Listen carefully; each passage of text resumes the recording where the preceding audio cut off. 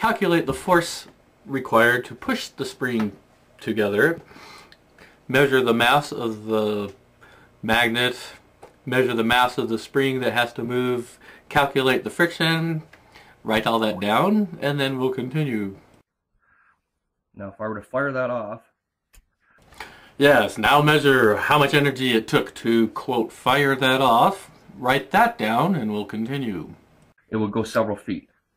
Yes, now measure that several feet, convert it into meters, measure how long it took that specific mass to travel that specific meters, convert it into seconds, then calculate how much energy it took to move that mass that distance. Write that down and we'll continue. So that's great. It comes together relatively easy. You just go like this, and once these springs get close together, they just help themselves. And you can make that easier by adding more magnets on the one end and still have the piston size small. You can also make it a hell of a lot easier by using a less strong spring. If you add more magnets to one end and you push it together, it'll take more energy to pull it apart. But how do we release it? Automatically. So if I pretend this was a donut magnet, or in this case a screw, or sorry, a nut. Yeah.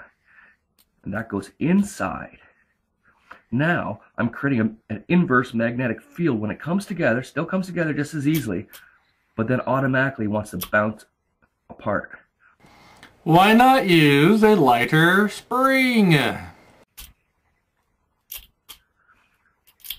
So on the inside here, I'm going to have a magnet that extends into the spring without a hole in it.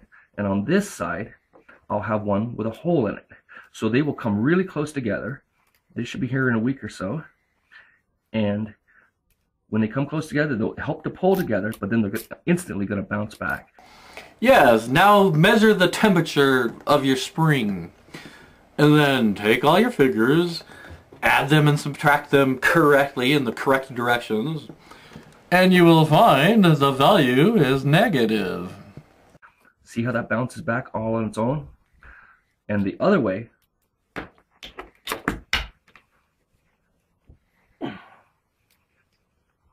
it comes together relatively easy, but stays. It'll stay for days. And one little flick, we got over uni. That just went like 4 feet.